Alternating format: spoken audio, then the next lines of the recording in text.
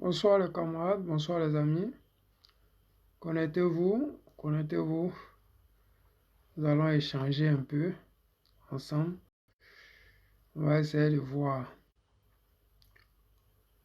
où est-ce que Draman Ouattara a échoué et comment est-ce que le président Gbagbo Laurent peut aider les Ivoiriens, parce que le président Laurent Gbagbo, son travail c'est d'aider les Ivoiriens. Voilà. Il nous a démontré que la politique c'est pas la guerre, la politique c'est pas la violence. Donc, connectez-vous et on va échanger tous ensemble. Je voulais faire un coucou à la grande sœur Bilcherik Balé qui a été libérée par le dictateur Alassane Draman Ouattara hier. J'espère que les RHDP ne viendront pas demain nous demander de dire merci à Alassane Draman Ouattara d'avoir libéré Bilcherik Balé, parce que eux ils adorent bien ces gens de foutaises là. Voilà. Oui, mon frère Mathieu, sois salué. Bruno Zier, soyez salués, vous qui êtes là, soyez tous salués. Vraiment, ça fait du bien de savoir qu'à minuit, là, les gens ne dorment pas. Les noctambules. Ouais, je me rappelle avant quand Mathieu faisait ses directs. À ce moment, moi, il dormait, allait là, moi, j'étais déjà en train de dormir. Hein. Il dit, mais mon frère, là, il fait comment pour faire ses directs à minuit, là? Moi, je ne comprenais rien. Dieu disait, reste tranquille. Toi-même, tu vas voir ça bientôt, clair, clair.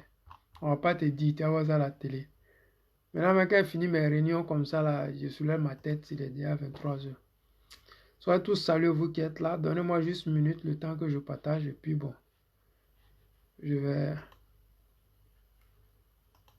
Mais c'est bizarre, hein, les amis. Vous-même, vous ne voyez pas que j'ai près de 7000 abonnés, et puis j'ai seulement que 5 personnes connectées. Et ça, c'est normal. Vous-même, dites-moi. C'est quoi qui n'a pas marché? Expliquez-moi. C'est quoi qui n'a pas marché? C'est moi qui ne partage pas, ou bien c'est juste que ma tête là, ça ne plaît pas aux gens. Parce que c'est que Facebook m'a restreint, mais quand même, dans 6000 personnes, c'est pas sérieux quand même. Soit c'est vous qui ne partagez pas, ou bien c'est moi, les gens même vraiment, ils me détestent jusqu'à moi. Mais nous, on ne fait rien ça. Voilà. Gbagbo, quand il a commencé politique là, il n'a pas attendu que les Ivoiriens l'aiment d'abord avant qu'il commence à leur proposer ce qu'il a à leur proposer. Donc, je sais que moi, je n'ai pas attendu que vous veniez vous connecter sans d'abord avant que je me connecte. Quand même, même si on dit. Après tout, c'est moi, hein, le président Lota. Je ne suis pas camarade de quelqu'un.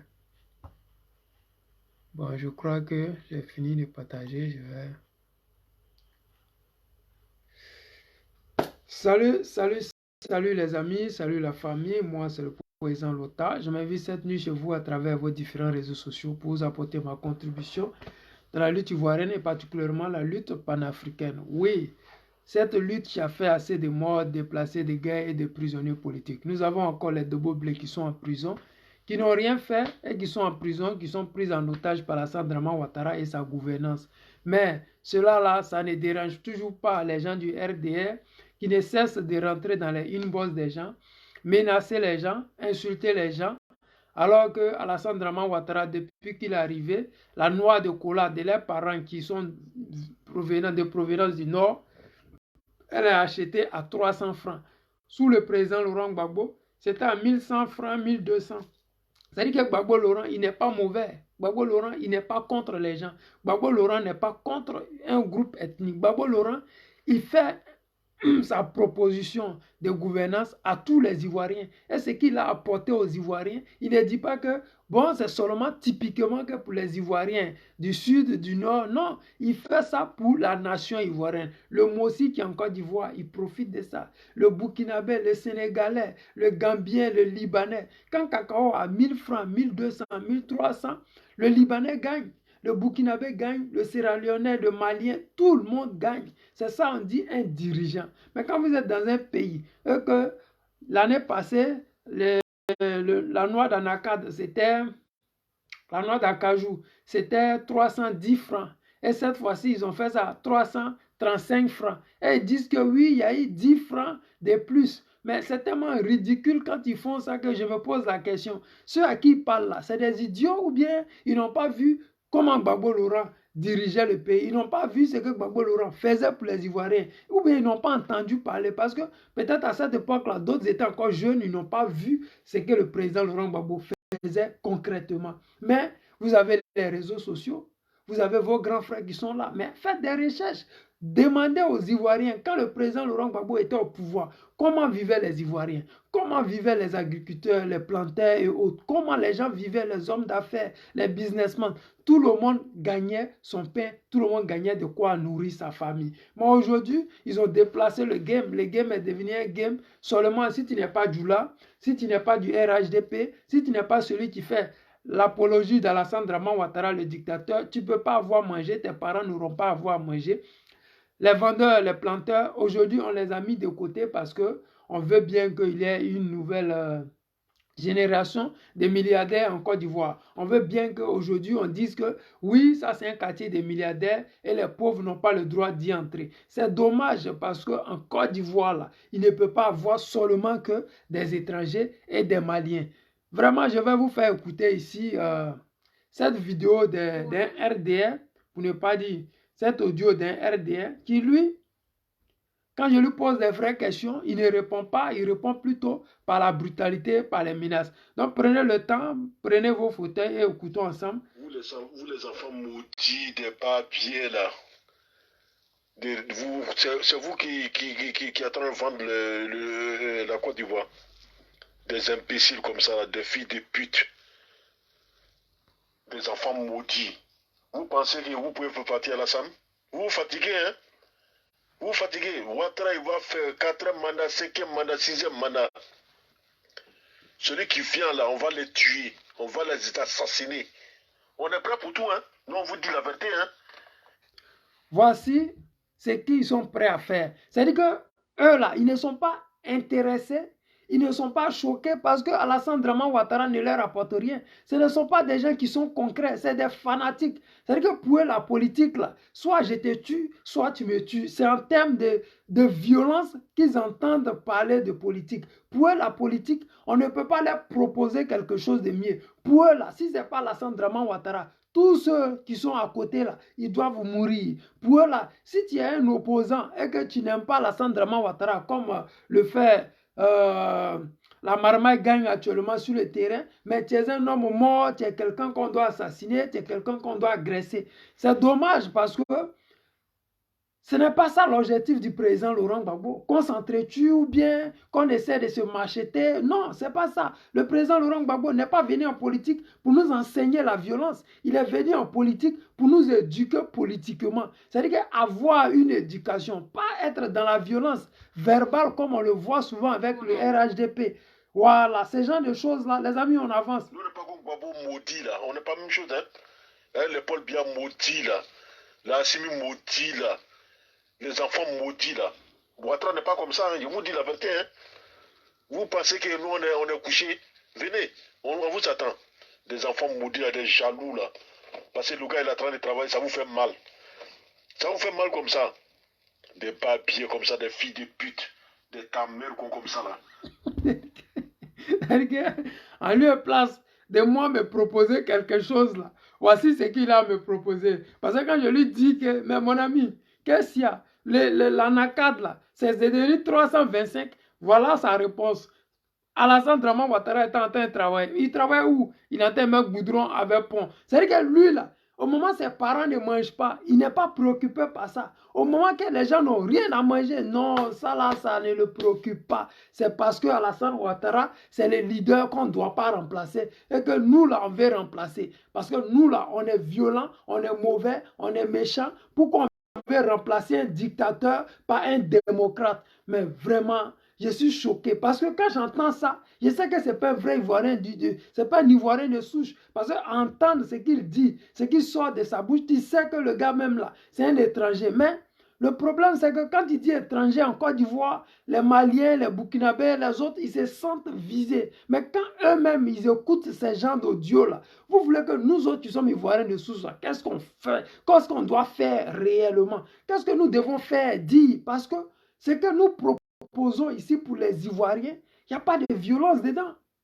C'est que moi, j'ai dit matin, midi, soir, je n'ai jamais demandé à agresser un quelconque peuple de la Côte d'Ivoire. Non, jamais. Moi-même, je ne suis pas violent. Mais ce que j'ai dit là, il y a la logique dedans. Et cette logique veut que, en Côte d'Ivoire, sous la gouvernance du président Laurent Gbagbo, la NACAD était payée à 1100 francs. Le cacao était payé à 1200, 1300. Et même dans nos brousses, là, tellement le cacao était devenu or, les gens payaient à 1500 étant frais. Mais, alors que quand c'est frais là, il y a de l'eau dedans. C'est-à-dire qu'il y a des surplus de kilos. Mais les gens payaient comme ça parce que le cacao leur rapportait de l'argent. Mais aujourd'hui, les gens ne peuvent plus parler. Actuellement là, le pétrole a augmenté. Qui parle? Mais tout le monde est bouche bée. Les gens font comme s'ils ne savent pas. Oui, s'il n'y a rien qui se passe. Mais tout le monde est bouche bée. Les amis, on écoute sa petite parenthèse là et puis on va aller. Vous faire quelqu'un. Votre discours à Ouattara, mais il ne vous voit même pas. Il ne vous regarde pas. C'est nous. On est prêt pour tout. Hein. Nous, on vous dit la vérité. Hein. Nous, on n'est pas comme Gbagbo maudit là. On n'est pas la même chose. Hein. Les Paul Biya maudit là. Les Assimi maudit là. Les enfants. Les Assimi maudits là. C'est-à-dire que pour lui, Assimi Goïta, ce qu'il est en train de faire, c'est mauvais. C'est-à-dire que quand tu regardes ça, tu te poses la question, mais est-ce que le gars qui parle là, il est normal? Parce qu'Assimi Goïta, il n'a jamais demandé aux Africains de quitter le Mali. Il n'a jamais dit aux Africains, vous n'êtes pas les bienvenus. Il n'est pas contre les Africains. Mais pourquoi est-ce qu'on peut l'insulter d'un audio qui concerne les Ivoiriens? C'est-à-dire que pour eux, quand tu es RDR et que quelqu'un, soi-disant, est contre Alassane, il doit mourir. On doit l'exécuter. C'est un maudit, c'est quelqu'un de mauvais, c'est quelqu'un... Mais moi, je suis là et j'écoute, je me dis, mais ces gens-là même, qu'est-ce qui n'a pas marché chez eux? Parce que constamment menacer les gens, ça ne va aboutir à rien du tout. Parce que nous avons vu ça en Côte d'Ivoire. Ils ont menacé, ils ont tué les gens, ils ont agressé, mais au final, là, actuellement, la CPI, ça guette Alassane Draman Ouattara. Qu'il le veuille ou pas, il va finir par se retrouver à la CPI. La CPI, les 3000 morts pour lesquels ils ont jugé Gbagbo aussi 10 ans, là, ils vont forcément le juger. Regardez actuellement Blaise Compaoré, est-ce que ça va le louper? Ça ne va pas le louper. C'est-à-dire que vous faites du mal aujourd'hui, mais vous allez finir par payer ça. Vous allez le payer. On maudit là. Ouattara n'est pas comme ça, hein. Je vous dis la vérité. Hein. Vous pensez que nous, on est couchés. Venez, on vous attend. Des enfants maudits là, des jaloux là. Parce que le gars il est en train de travailler, ça vous fait mal. Ça vous fait mal comme ça. Des babiers comme ça, des filles de pute, des tamers comme ça là. Vous pensez que vous pouvez faire peur quelqu'un? Votre discours à Ouattara, mais il vous voit même pas. Il vous regarde pas. C'est nous, on va régler votre compte. Des imbéciles comme ça. Venez en Côte d'Ivoire, venez. Venez en Côte d'Ivoire, on vous attend. Des filles de pute, des enfants maudits là. Babiers là, tamers ta maman, on devrait t'avoir voté au lieu de mettre dans le monde entier. On devrait t'avoir voté. Filles de pute, des enfants maudits comme ça là, des babiers comme ça là, ta mère quoi. Les Ivoiriens, je suis choqué, vous connaissez moi, ce sont les gens qui me font rire parce que le combat que nous menons, nous ne la menons pas avec violence, oui, c'est les idées que nous proposons. Et le leader, Gbagbo Laurent, c'est celui-là qui propose des idées. Il ne peut pas comprendre que des gens là existent encore. Ils vont jusqu'à attaquer Assimi Goïta. Quel est le mal qu'Assimi Goïta a fait? Sérieusement entre nous. Le seul mal qu'il a fait, c'est de demander à ce que la France quitte le Mali. Mais il y a une raison pour ça. Ce n'est pas parce que les Français étaient en train de combattre pour les Maliens au front qu'on leur a demandé de partir. C'est-à-dire que c'est une traîtrise parce que les Français sont en train de libérer le Mali. Non, les Français, c'est eux qui entraînaient les djihadistes, ils finançaient les djihadistes. Ces mêmes Français-là, c'est eux qui s'aimaient le trouble au Mali. Mais pourquoi on insulte Assimi Goïta? Moi, je ne comprends pas. Pourquoi on insulte Gbagbo Laurent? Quel est le mal que Gbagbo Laurent fait?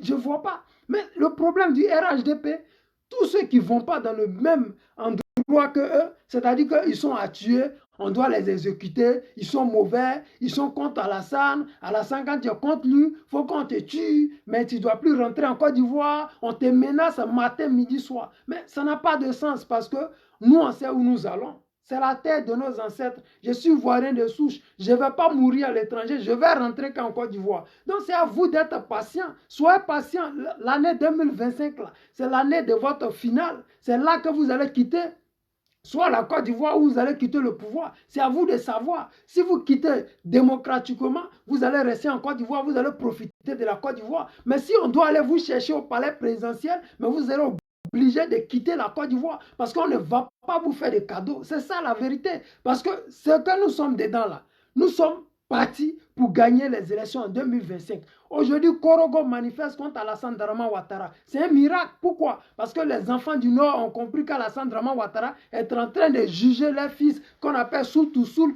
Juger Soro Guillaume, ils ont même tué Gon Coulibaly, ils ont tué Ahmed Bakayoko. Ce sont des leaders du Nord. Aujourd'hui, les Nordistes ont compris que Dramane Ouattara et ses rebelles, ces mercenaires qui sont dans les inbox des gens, menacés, insultés, tu ne vas plus rentrer en Côte d'Ivoire, mais nos parents sont enterrés en Côte d'Ivoire. Qu'ils le veuillent ou pas, on va rentrer en Côte d'Ivoire. On va durer, mais on va rentrer. Il n'y a aucune exil qui a duré éternellement. Gbagbo a fait combien d'années avant que Oufou lui dise rentre mon fils? Donc, Alassane Dramane Ouattara a fait combien d'années en train de tourner dans la sous-région avant que Gbagbo Laurent lui demande de rentrer? La politique, c'est comme ça. Il va avoir un jour où vos leaders là, vont décider de dire, bon, on a assez maltraité les Ivoiriens, on les a assez emprisonnés, il est l'heure de les laisser rentrer chez eux. Nous sommes chez nous. On ne demande pas de visa pour aller là-bas. On va là-bas avec même un simple laisser-passer. C'est chez nous, on rentre. Donc, vous là, moi je vous dis seulement, calmez-vous, soyez patients. Nous sommes en train de faire le travail. Le travail que nous faisons là, c'est de faire passer l'information. Dis à ces Ivoiriens-là, Gbagbo Laurent, c'est celui-là que nous devons suivre, c'est lui-là que nous devons voter, c'est lui notre leader. Vous qui êtes pressés de nous tuer, de ne pas nous voir en Côte d'Ivoire, mais posez-vous la vraie question, pourquoi est-ce qu'un Ivoirien, on ne veut pas le voir en Côte d'Ivoire? Est-ce parce que le cacao est à 1200, à 1500? C'est à cause de ça que nous, on est contre Alassane et ça vous déplaît? Là aussi, c'est la question. Est-ce que la NACAN en Côte d'Ivoire est payée à 2000 ou bien 1500? Nous, on est contre ça. Ça cause ça, vous nous détestez. Là aussi est la question. Mais si vous ne faites rien de tout ça et que simplement vous nous menacez parce qu'on n'est pas d'accord avec Dramane Ouattara, parce qu'on demande la libération de Pichel Balé ou du général Dobo Blé, mais vous avez déjà échoué d'avance parce que la majorité des Ivoiriens, ils ne sont jamais avec Alassane Dramane Ouattara, ils n'ont jamais été avec Alassane Dramane Ouattara. Vous êtes des minoritaires, votre rôle c'est de monter dans des bacs à verre, agresser les gens, mais tout ça, ça va finir. Pourquoi je dis ça? Parce que les Ivoiriens, ce sont des gens qui apprennent très vite. Ils apprennent tellement vite que vous allez voir en 2025, on n'aura même pas dit aux Ivoiriens, faites de l'autodéfense pour empêcher les Baka verts de vous tuer.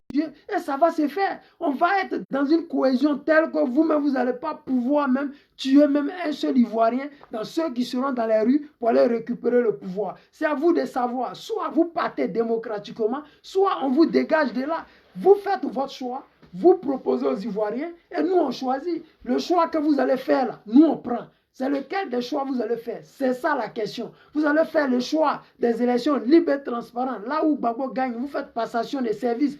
Ça, vous allez rester au pays, on va continuer démocratiquement. Mais vous choisissez la malhonnêteté, s'imposer par la force comme vous avez fait en 2020, vouloir passer avec les Baka verts par la force, ça ne va pas se passer comme ça. Parce que 75% des Ivoiriens sont avec Gbagbo Laurent.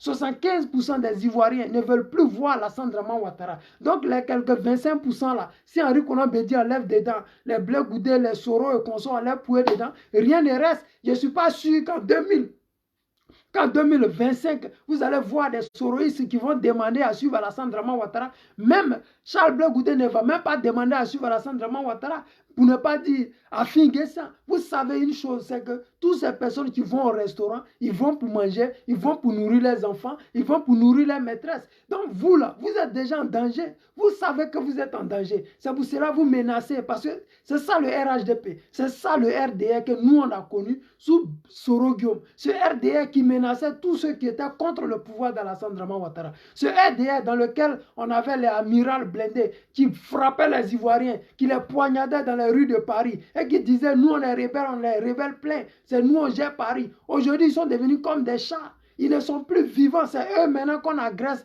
dans les rues de Paris. Les temps ont changé, les choses ont changé. Tout change. Soyez patients. Les choses vont changer à une vitesse que vous-même vous serez étonné de voir que la Côte d'Ivoire que vous pensez contrôler, vous ne contrôlez pas. Parce que vous allez voir qu'en bas de vous, là, c'est un sable mouvant. En bas de vous, il n'y a personne, il n'y a rien en face. Et ce rien en face, là, c'est ça, Gbagbo Laurent. C'est lui-là même, sa présence en Côte d'Ivoire fait trembler Alassane Dramane Ouattara. Actuellement, son espoir, c'est que l'armée française quitte le Burkina et vienne renforcer ceux de la Côte d'Ivoire pour protéger son pouvoir en 2025. Mais nous savons ce qui se passe. Nous allons empêcher les chars français de sortir du 43e Bima. Nous allons nous arranger de toutes sortes que l'opinion, la communauté internationale, que ce soit la Russie, le Brésil, la Chine, viennent à notre aide pour que nous puissions déboulonner ces dictateurs qu'on appelle Alassane Dramane Ouattara. Soyez patients. Nous, on est patients. Moi, je suis patient et j'ai confiance que cette patience va finir par payer. Donc, la seule chose que moi, je peux vous voir, vous entendre dire, c'est piailler dans les inbox, menacer. Mais moi, ça m'a toujours fait ni chaud ni froid. Aujourd'hui, je montre ça, je fais écouter. Pourquoi? Parce que je vais montrer à ces RDL, au lieu que vous dites à vos parents que Alassane Dramane Ouattara a échoué, le cacao, la NACAD ne se paye pas. Vous préférez menacer parce que pour vous, c'est votre manière à vous d'exister physiquement en Côte d'Ivoire, politiquement en Côte d'Ivoire. Master Bilago, le PPAC en titre, soit salué. La grande Michel Tawa, vraiment merci. Partagez le direct. On va parler au RAGP, on va parler aux étrangers qui aiment trop Dramane que nous parce que pour eux, s'il n'y a pas d'Alassane Dramane Ouattara, la Côte d'Ivoire, c'est fini. C'est dommage parce que la Côte d'Ivoire a toujours existé avant Alassane et elle va toujours exister après Dramane Ouattara. Une seule chose est sûre, c'est qu'en Côte d'Ivoire, nous sommes sûrs de ce que nous voulons. Nous savons que la seule chose que nous voulons, ce n'est pas Alassane Dramane Ouattara. Donc le reste là, ça, on n'en a rien à foutre. Que vous soyez d'accord, que vous soyez haineux, que vous soyez aigri. Aujourd'hui, les Burkinabés qui ont soutenu Alassane Dramane Ouattara, ils sont un moyen benzin actuellement. Les Maliens qui ont soutenu Alassane Dramane Ouattara, actuellement, là, les parents sont en train de vivre la galère au Mali. Donc, vous qui êtes en Côte d'Ivoire parce que vous avez des passeports ivoiriens ou je ne sais quoi, vous prenez pour des durs. Je suis désolé pour vous, mais vous allez finir par nous libérer, nous céder la place. Cette place-là qui nous est due, on ne va pas vous demander pardon pour récupérer ce qui nous appartient. Ça, c'est notre Côte d'Ivoire. C'est la Côte d'Ivoire des Ivoiriens de souche. Cette Côte d'Ivoire où nous sommes nés, nos parents viennent de là-bas. On a nos tombes là-bas, nos parents ont les maisons là-bas. Nous venons de la Côte d'Ivoire. Nous sommes à l'étranger, c'est pour un temps. Oui, l'exil n'est pas éternel, c'est pour un temps. Donc, soyez patients. Nous sommes patients et on va vous rejoindre très très bientôt. 2025, il ne reste que 2 ans. Soyez patients. C'est plus loin. Donc, les menaces, gardez ça pour vous. On viendra et vous allez nous dire comment ça va se passer. Les amis, je voulais parler aujourd'hui de Kouai Justin. Oui, Kouai Justin, celui-là même, qu'Alassane Dramane Ouattara a voulu intimider, a voulu amener au RHDP, a voulu lui faire changer de bord, mais celui-là est resté intact, fidèle au président Laurent Gbagbo. C'est ça aussi être un leader. Un leader, c'est celui-là qui sait être un homme de conviction. Kouai Justin, c'est un homme de conviction. Si Kouai Justin était comme le chat noir de Moronou, le père de la Marmaille Gang, ceux-là même qui détestent le président Laurent Gbagbo parce qu'ils veulent avoir une place au restaurant, parce qu'ils veulent manger. C'est dommage. Ben, nous, qu'est-ce qu'on a à foutre de ça? Tout ce qu'on a à faire, c'est de suivre ces leaders-là, cette nouvelle génération. Quand on dit nouvelle génération en Côte d'Ivoire, c'est le PPACI. On a trop de propositions pour les Ivoiriens, que ce soit Kouai Justin, Blaise Lam, Damana Picasse, Kone Katina. Il y a au moins 4 leaders. Voilà le 5e, Stéphane Kipré. Et je ne m'arrête que là. Il y a plein qui sont là. Je vais dire, il y a Alain Zate, Mathieu, Steve Biko. Il y a encore qui là même, Hervé Djedje, il y a encore qui, mais il y a le président Lota lui-même. On est versé jusqu'à cette nouvelle génération là. On est versé. Vous êtes là, vous faites du bruit sur la toile. Oui, nouvelle génération. Mais au RHDP, vous parlez de faire passation de service à la nouvelle génération. Mais montrez-nous pour vous. Montrez-nous. Parce que ce que vous avez là, vous ne les montrez pas. C'est juste des vieilles personnes là qui tournent autour de Alassane Draman Ouattara et qu'on nous dit c'est la nouvelle génération. Regardez au RHDP, montrez-moi le seul qui est capable d'être appelé nouvelle génération là-bas. À part Mamadou Touré qui est malien. Mais nous les Ivoiriens, on ne va pas le voter malien, vous connaissez. Mais le petit frère d'Alassane Draman Ouattara, il n'est pas jeune, il est le père même de Blaise Las. Il n'est plus jeune, on ne parle pas de jeunes quand il s'agit de Téné Ibrahima.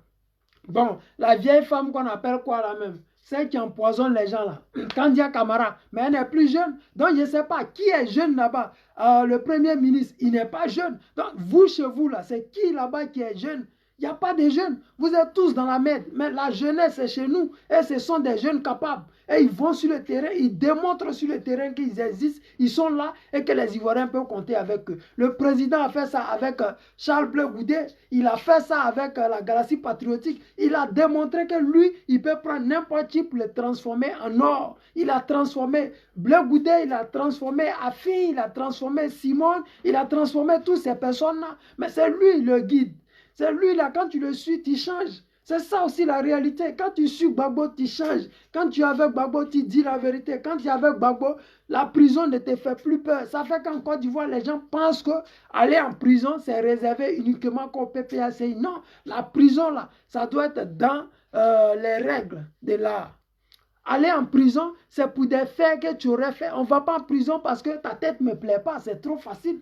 Quand on dit la prison, c'est la loi qui en découle. C'est les actes que tu commets. On te condamne pour tes actes. On ne te condamne pas parce que ta tête ne plaît pas aux gens. Donc, au PPACI, nous autres, là, nos têtes, là, ça ne plaît pas à Alassane. Mais on n'en a rien à foutre de ça. Ça ne plaît pas aux militants du RHDP. On n'en a rien à foutre.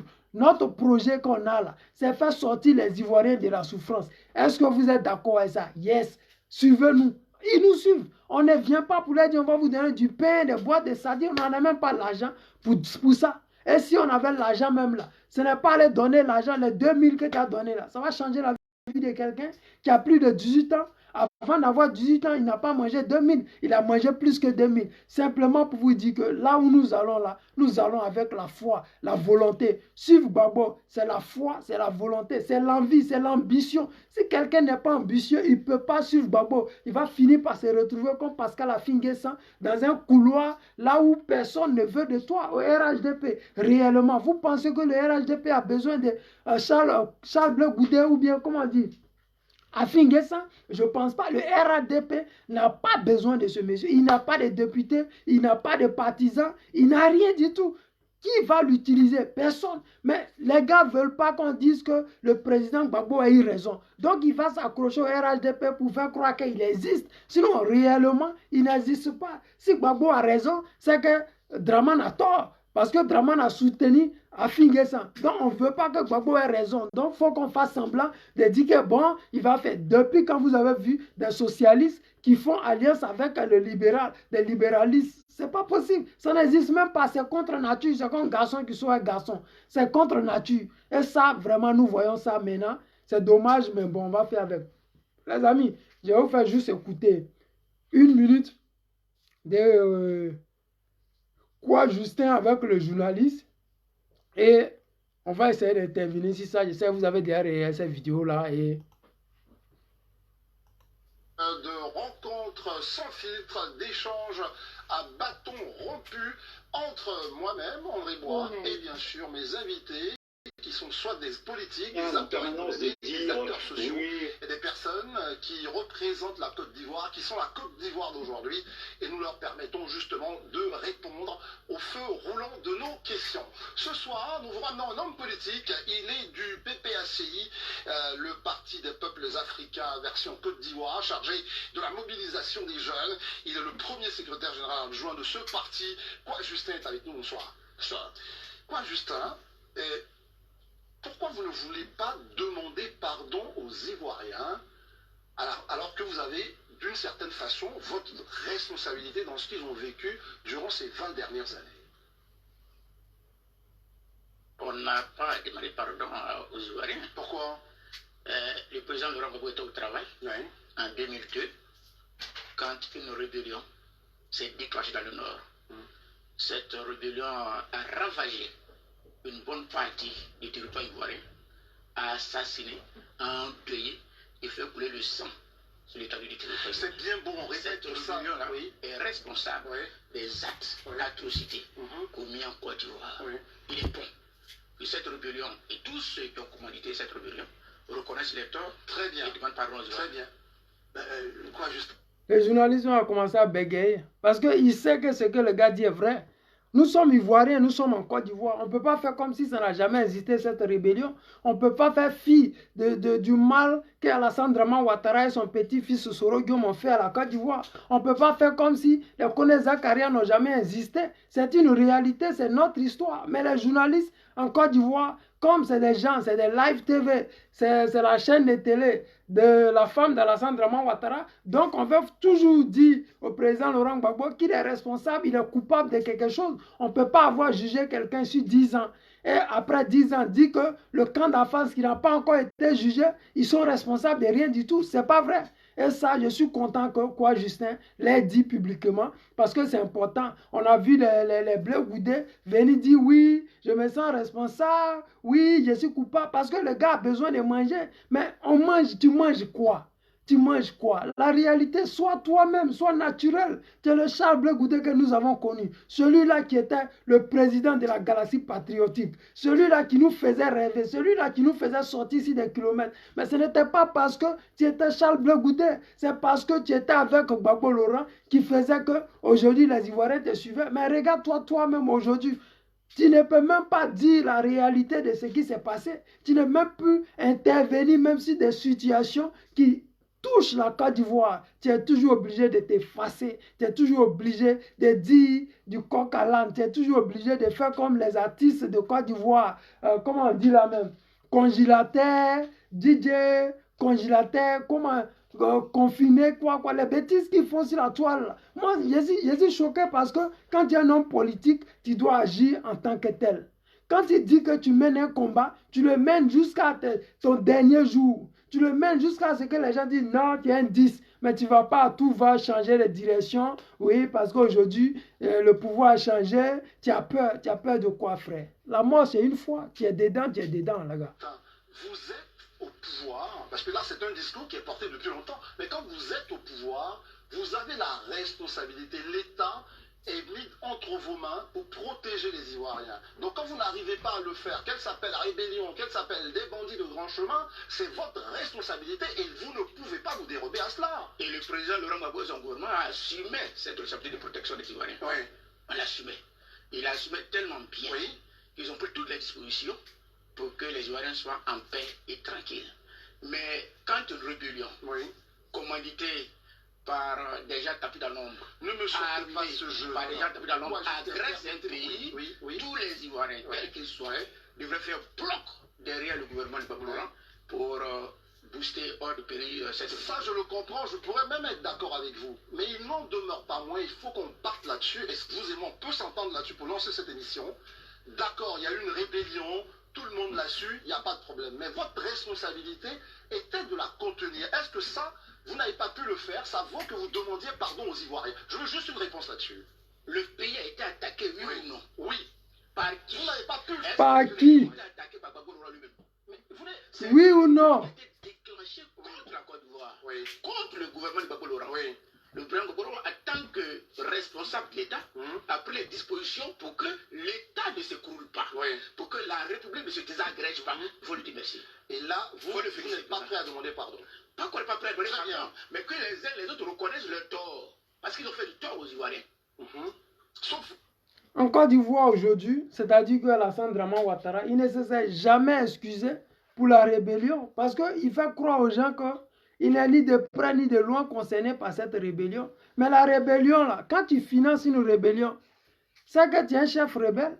Si moi je l'appelle chef rebelle, c'est parce qu'il a financé la rébellion. Ce n'est pas parce qu'il s'est affiché avec, je ne sais pas, un drapeau ou bien une calache. Non.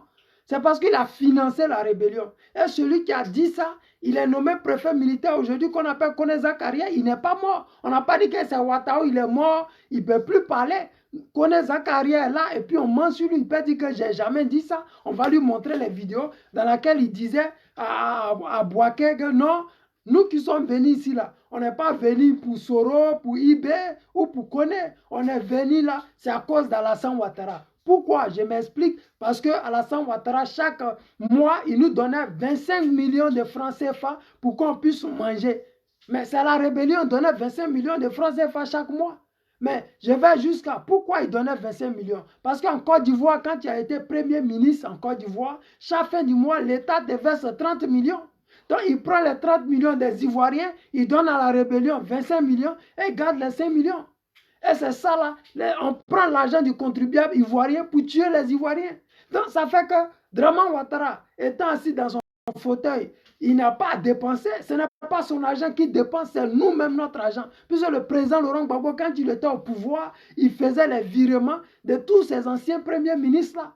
Il donnait l'argent des Bédier comme étant ancien président avec sa femme. C'est-à-dire qu'il donnait l'argent à tout le monde. Donc c'était facile pour eux de soutenir la rébellion. C'était facile pour eux de faire croire aux Ivoiriens, je ne suis pas dedans, mais de les financer dans le noir. Mais le pire dans tout ça, c'est qu'il y a une vidéo où le gars dit ça, mais en Côte d'Ivoire, personne ne veut s'excuser pour ça. Les gens ne s'excusent pas. Pourquoi? Parce qu'ils ont du mépris pour les Ivoiriens. Ils se disent qu'on est avec la France. Tant qu'on a la France avec nous, rien ne va nous arriver. On ne s'excuse pas, on n'a pas à s'excuser. Et quand il s'agit du président Laurent Gbagbo, on le court après. Oui, pourquoi tu ne t'excuses pas? Pourquoi est-ce que cette question-là, on ne la pose jamais à Alassane Draman Ouattara? Pourquoi est-ce que Draman Ouattara, qui parle de réconciliation, il n'a pas le courage de dire que je m'excuse pour cette rébellion, ou bien je m'excuse même pour n'avoir pas accepté les résultats du Conseil constitutionnel en 2010 qui proclamait le président Laurent Gbagbo comme étant le président de la Côte d'Ivoire. Il peut s'excuser pour ça parce que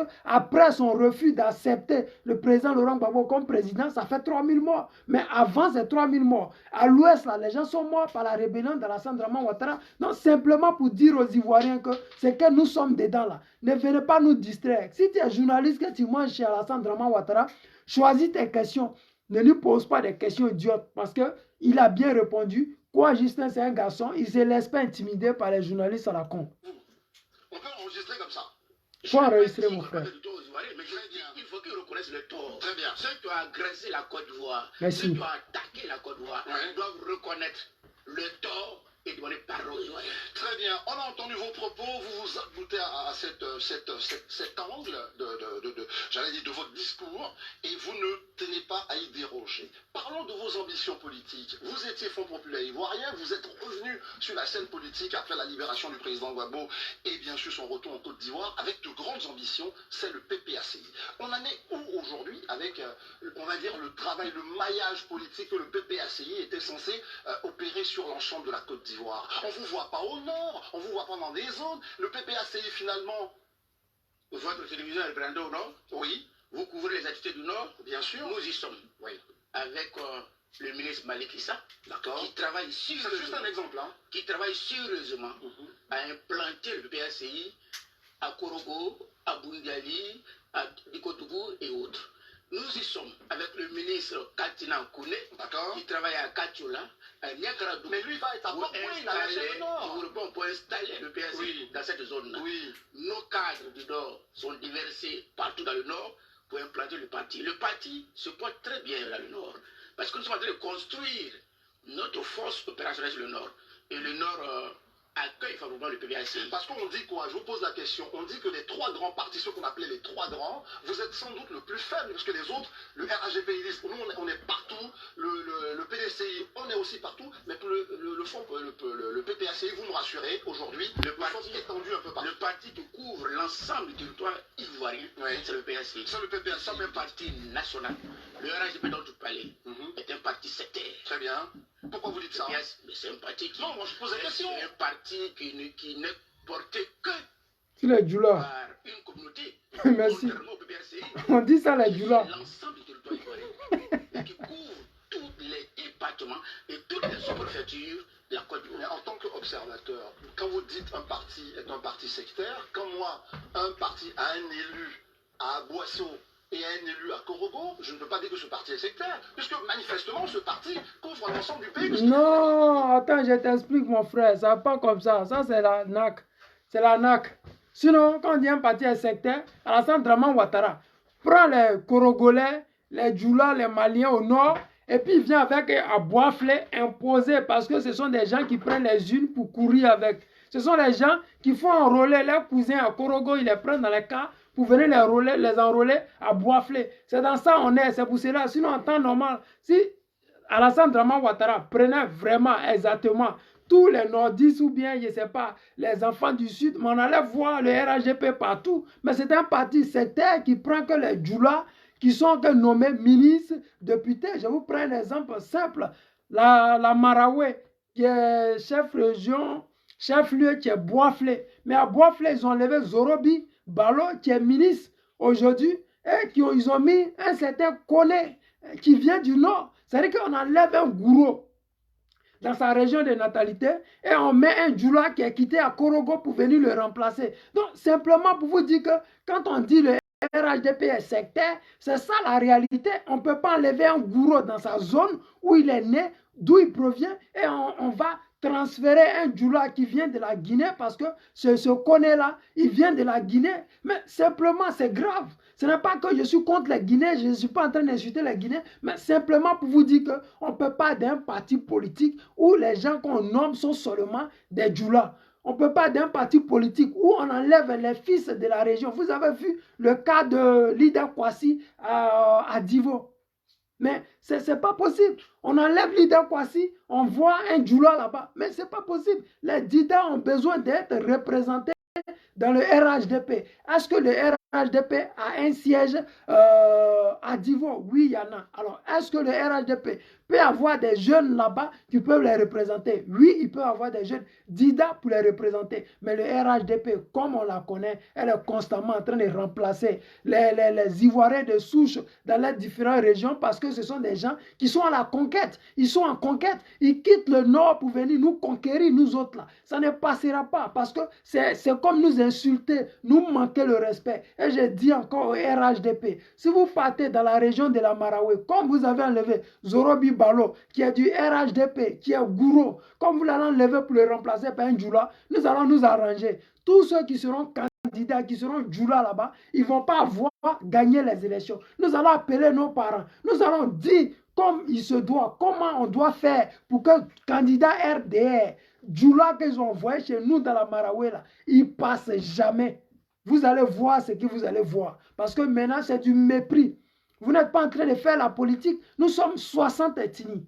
Comment vous pouvez enlever un ministre qui, lui, est dans sa région, chez lui, et vous le remplacez par un djoula qui vient de Korogo, qui vient du Nord?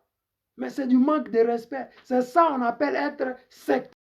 Si vous ne savez pas que vous posez des questions idiotes comme si vous n'êtes pas Abidjan, à la RTI, là, vous allez voir, tout le monde connaît Mamadou, Mariam Traoré, Mariam Koulibaly, Seydou connaît, Mamadou Touré, c'est ça seulement à la RTI chez vous là-bas. Donc RTI, là, c'est devenu Djoula Bougou. Même chose comme football, Côte d'Ivoire, équipe nationale de Côte d'Ivoire, là, tu vas voir entraîneur, c'est Djoula, deuxième entraîneur, c'est Djoula, joueur, c'est Djoula, jusqu'à même il y a des Djoula, il y a des footballeurs qui ont des noms djoula que nous-mêmes, on ne sait même pas d'où ça sort. Ils sont ni d'origine ivoirienne, on ne sait même pas d'où sort ces noms. Les élus partout. C'est ça aussi. Ça dépend aussi de la grille de lecture que vous utilisez. Quoi, Justin? Vous verrez bientôt. Oui. Quand les Ivoiriens d'Aboisseau manifestaient leur confiance dans le RHDP pour élire un de ses membres, nous n'y étions pas. Très bien, ça c'est intéressant. Vous êtes de retour. Et comment vous allez mettre en place vos ambitions? Aujourd'hui, quelle est la vision du PPACI justement que vous êtes en train de porter? Et ça c'est très important, vous n'étiez pas là, vous avez dit, c'est un sujet très intéressant.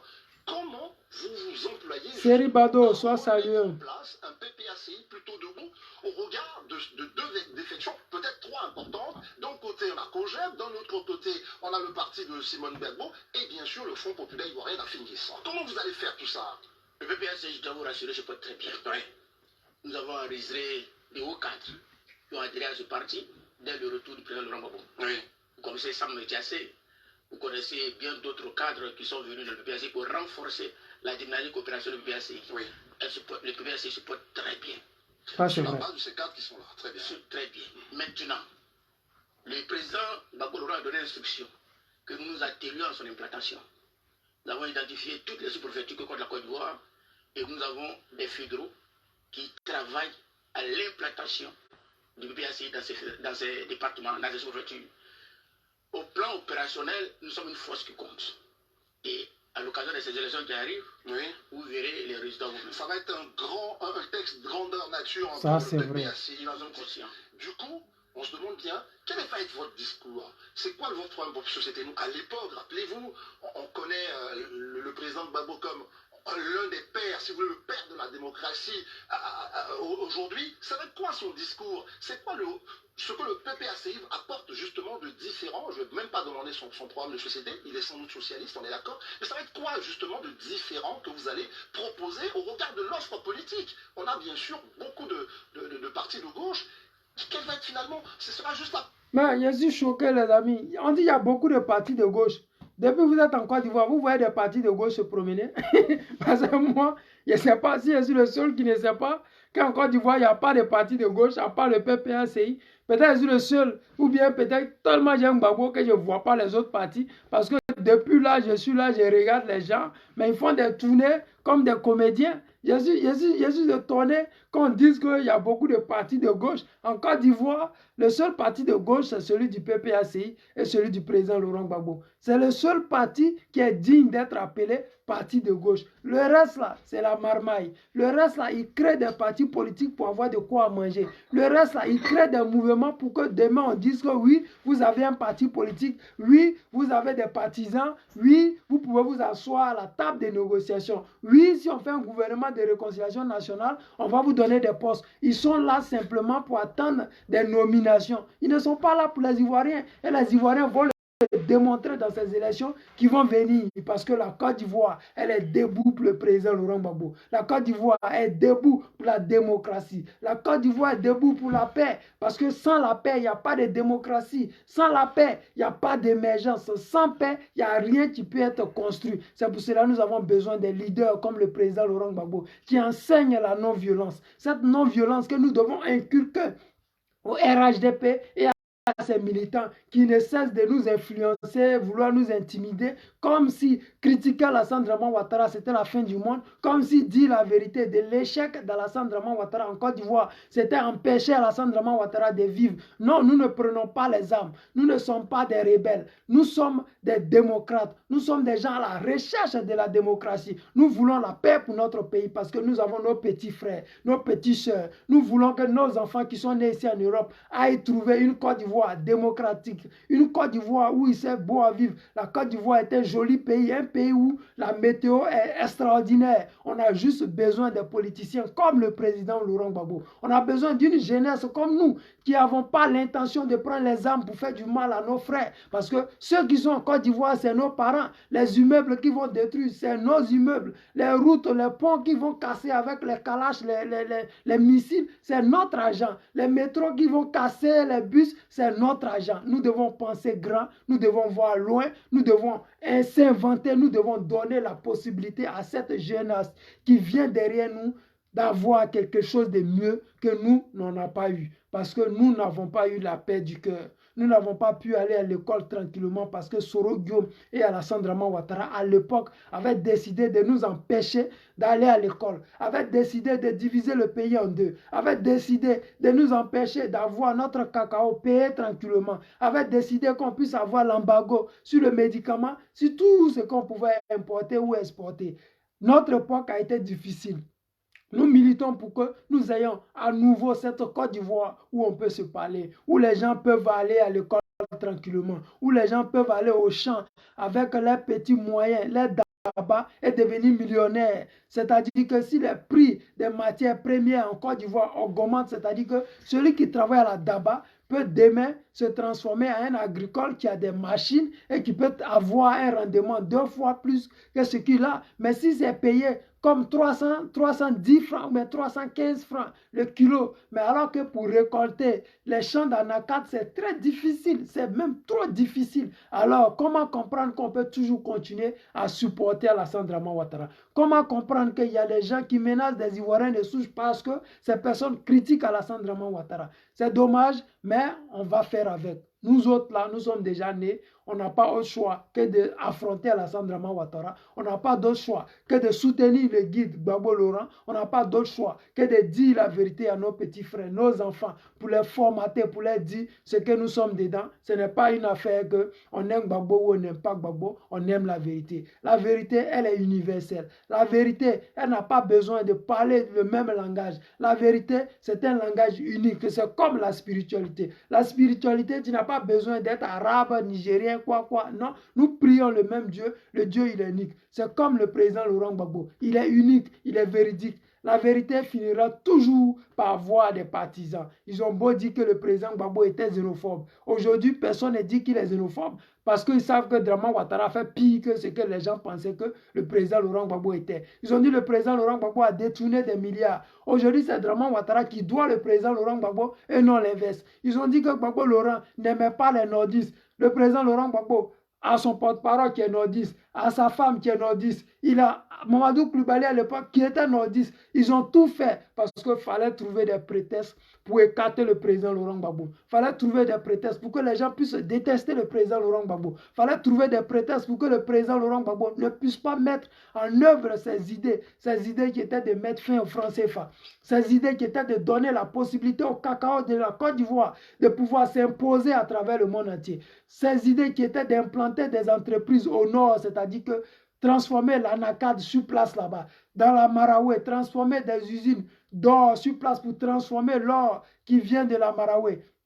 Mettre des sociétés un peu partout pour faire de la décentralisation. Les gens ont détesté Gbagbo pour rien parce que les idées du président Laurent Gbagbo, ça dérangeait. Les idées du président Laurent Gbagbo, ça a beau déranger, ça finit par accoucher aujourd'hui. Regardez, je prends un exemple du Mali. Le Mali aujourd'hui, ils font du copier-coller du président Laurent Gbagbo. Le Burkina est en train de faire la même chose. Mais personne ne viendra dire à ces personnes-là, oui, il y a la xénophobie. Pourquoi ils ne disent pas? Parce qu'ils ne peuvent plus utiliser le même schéma qu'ils ont utilisé sous Gbagbo Laurent, parce que les Africains ont déjà compris. Vous avez vu, ils ont fait la même chose pendant les élections du Cameroun. Ils ont fait la même chose pendant les élections du Congo. Ça n'a pas marché parce que la méthode d'aller s'asseoir dans un hôtel pour dire que tu as gagné les élections, ça ne passe plus.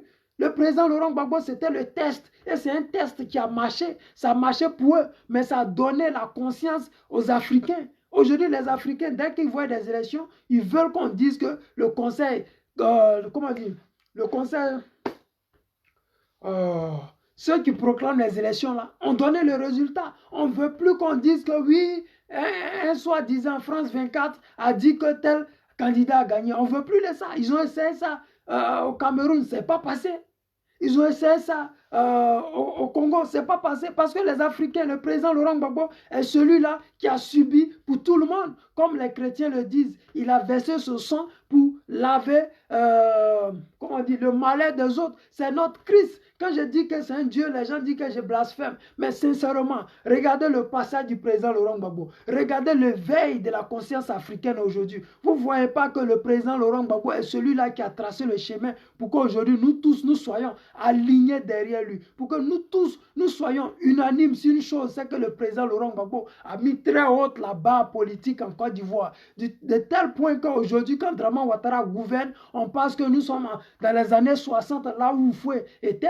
Parce qu'il a démocratisé la démocratie en Côte d'Ivoire. Il a ouvert les yeux des Africains. Il a démontré aux Africains qu'on peut chasser la France de son pays. Le Mali est en train de faire. Il a démontré aux Africains qu'on peut demander, réclamer sa souveraineté. Et puis ça ne va pas quelque part. Le Burkina est en train de le faire. Aujourd'hui, vous allez voir, les soldats qui vont quitter le Burkina n'iront pas au Niger parce que les Nigériens n'en veulent pas. Ils n'iront pas au Bénin parce que les Béninois n'en veulent pas. Ils iront en Côte d'Ivoire parce que Draman Ouattara est le rescapé de la France-Afrique. Celui-là qui continue de torturer son peuple, soi-disant son peuple parce que lui c'est un étranger. Mais nous allons mettre fin à ça. Les amis, vous connaissez, c'était le président Lota. Je vous dis merci d'avoir suivi ce direct. Il s'est fait tard, vous êtes là, je vous dis merci. Partagez le direct. Disons à ces personnes-là que le combat là, ce n'est pas encore fini et nous allons mettre fin à ça en 2025. Ceux qui nous menacent, ceux qui pensent qu'ils sont plus ivoiriens que nous, qu'ils soient patients, en 2025, nous rentrerons au pays et nous allons leur demander Qu'est-ce qui n'a pas marché? Sur ce, je vous aime. Prions pour le président Laurent Gbagbo pour qu'il atteigne 2025. Ciao, ciao.